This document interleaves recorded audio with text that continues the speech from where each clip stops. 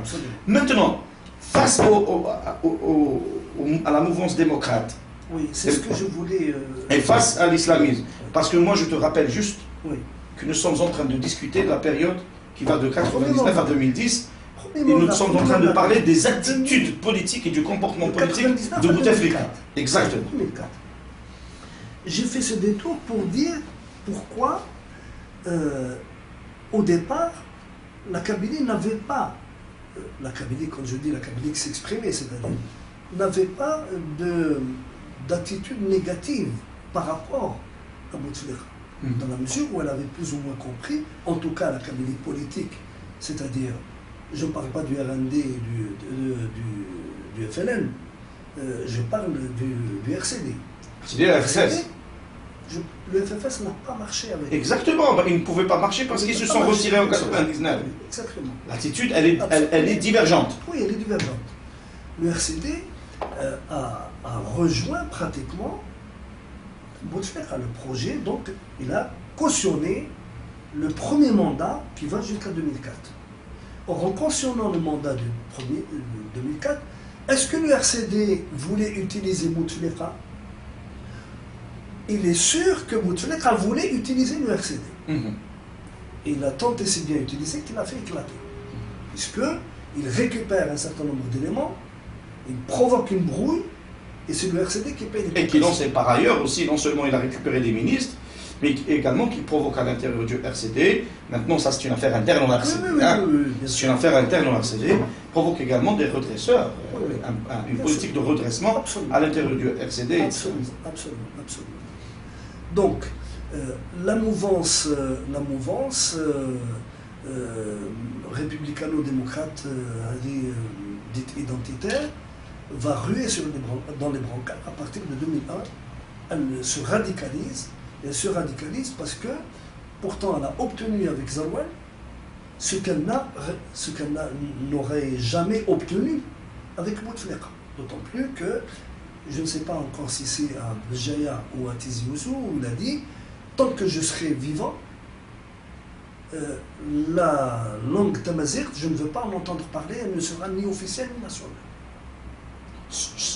D'ailleurs, il a menti sur ça. Parce que bien plus tard, nous allons le voir. Quelques mois après. Bien plus tard, nous allons le voir. Quelques mois après. Il a constitutionnalisé la nationalité tamazight.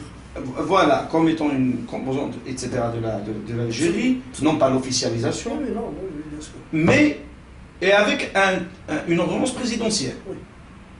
C'est-à-dire, non seulement c'est une violation de la Constitution, non seulement c'est une ruse, oui, mais également une façon de tendre la perche à un mouvement. C'est-à-dire que le pouvoir ne peut jamais comprendre quoi que ce soit qu'avec la rue. Absolument. Et qu'avec la radicalisation de la société. Donc il y a cet aspect-là. Donc le premier clash qui va se passer avec précisément la mouvance identitaire dite amazigh. Ce clash commence avec des événements qui éclatent en Kabylie. Ces événements, on connaît l'histoire, c'est un gendarme qui tire sur un jeune, et après c'est la dérive. Ça a dérivé, c'est allé dans tous les sens. Dans ce mouvement, tout de suite, au moment où, et c'est très intéressant à observer, parce qu'on a là véritablement un processus de cristallisation élitaire. Il y a une crise grave, suite à un assassinat sans discussion aucune. C'est un assassinat très clair, net et précis, qui embrase une région, mobilisation de la jeunesse, mobilisation de la population parce qu'elle a suivi ses propres enfants, grève générale, ensuite ça tourne à l'émeute. Une grande marche à Alger. Une grande marche à Alger, le mouvement commence à se cristalliser et hop, qu'est-ce qui se passe? Mouvement de redresseur. On coupe le mouvement en trois. On coupe le mouvement en trois segments. Le segment de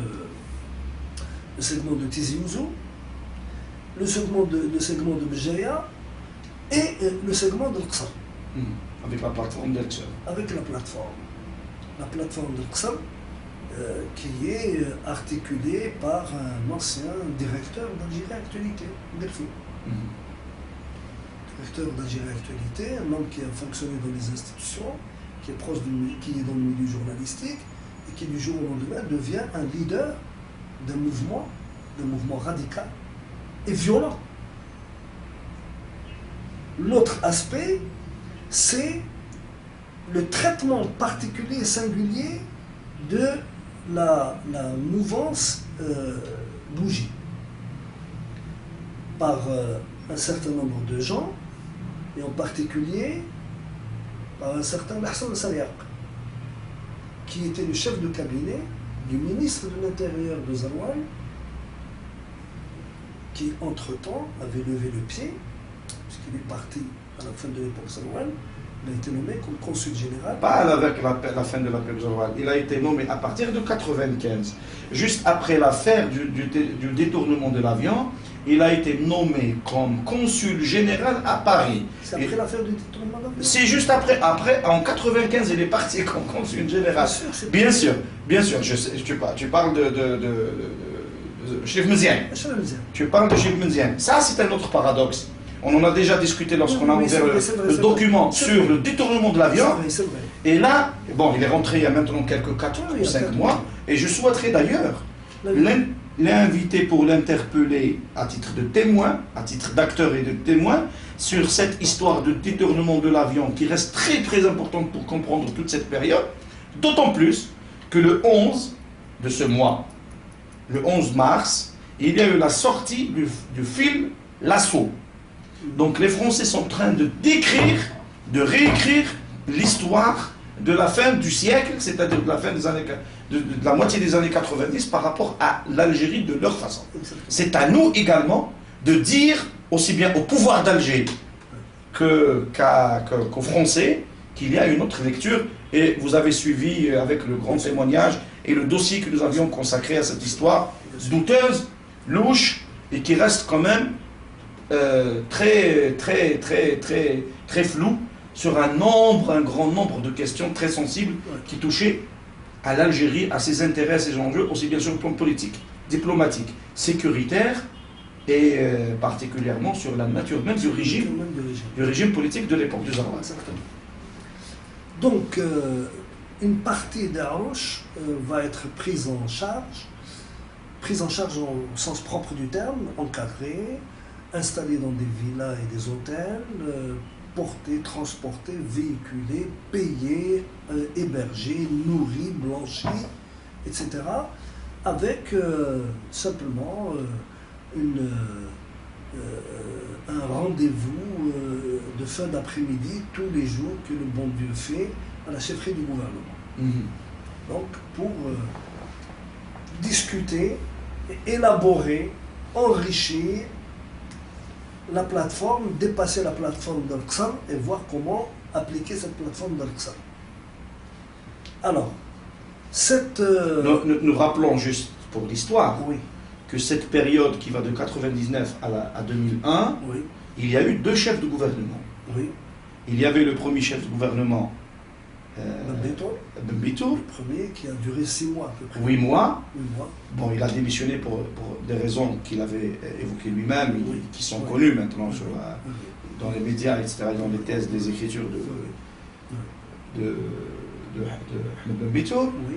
Et en 2000, suivi par Ali Benflis. Par Ali Benflis, qui était directeur de cabinet du président de la République, qui était venu chef du gouvernement. Et que cette histoire de la gestion ultérieure en 2001 de cette affaire des Harouch, et particulièrement du printemps noir, qui nous a coûté trop cher, parce que nos compatriotes sont morts, des Algériens sont morts, a été géré par Ali Benflis en tant que chef du gouvernement, ce qui a coûté également l'interdiction de toutes les marches à Alger sur une instruction donnée par Ali Benflis.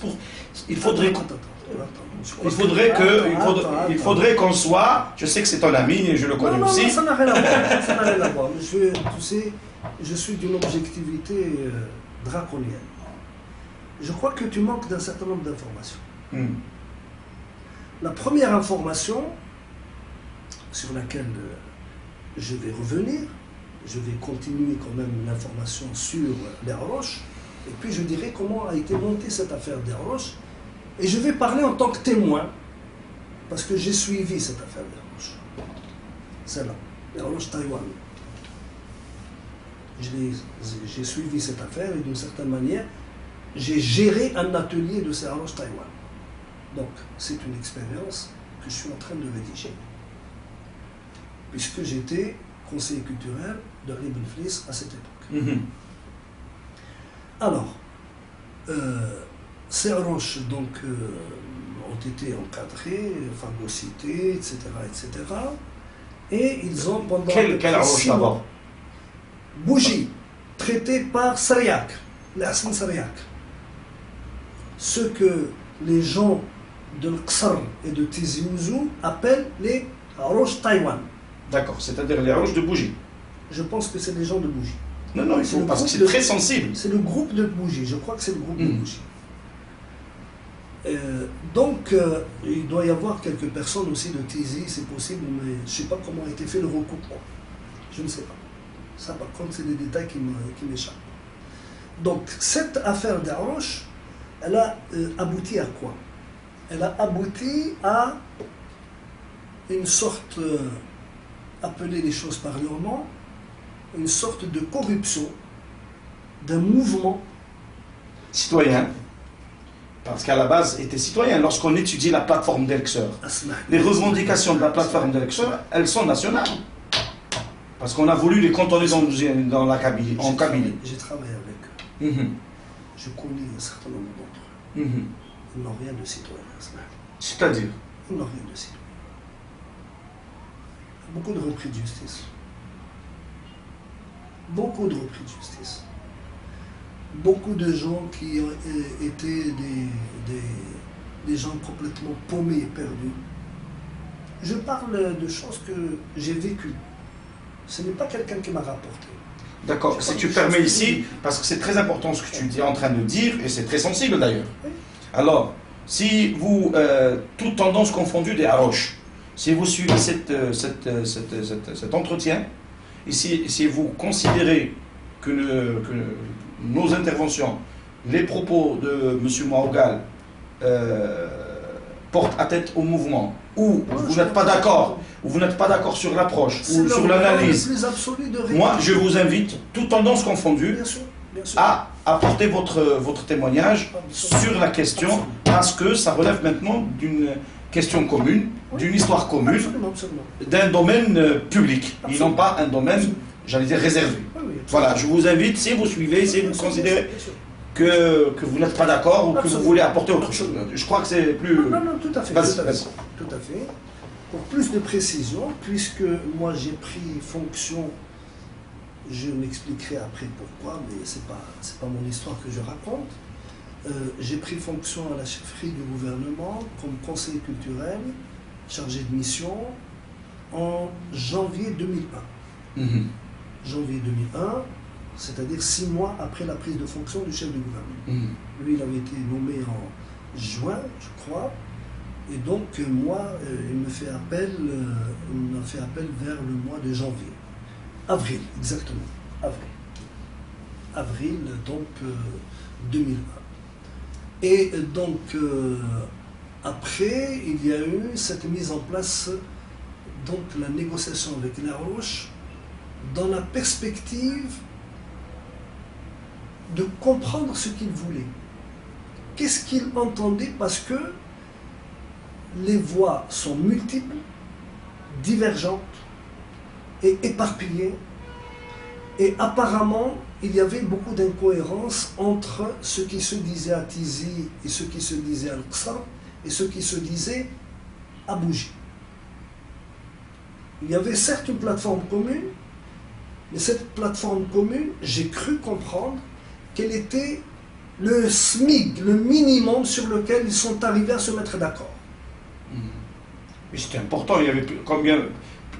12 ou 20 points. Exactement, donc il y avait énormément de points. Mais c'était extraordinaire d'ailleurs. Mais combien de mois ont été écoulés à discuter et combien des jours interminable de 20 heures de discussion sans arrêt où chacun venait jacter pour dire ce qui lui passait par la tête. C'est pour ça que je disais c'était pas un mouvement élitaire et il ne pouvait pas devenir un mouvement élitaire parce que l'ultradémocratisme dans lequel ils se sont enfermés a fait qu'il ne pouvait pas y avoir une ligne de convergence qui pouvait satisfaire et qui pouvait devenir la base politique du rassemblement pour définir une stratégie commune de lutte. Impossible. Ce qui fait que le fractionnement est resté. Comment, c'est l'heure du moment, de par ta responsabilité en tant que conseiller culturel. Oui. Moi j'ai été... Alors, de par ta... je termine cette question. Oui. De par cette mission, Oui. tu avais à observer le phénomène. Oui. Tu as assisté à des choses, etc. etc. J'ai assisté à des réunions. À des réunions de Roche. Oui. Oui. Quelle a été l'attitude du pouvoir? Tu travailles à la chefferie. Ah, bien sûr. Ça. Oui. Quelle a été l'attitude du pouvoir à cette époque-là face au Roche?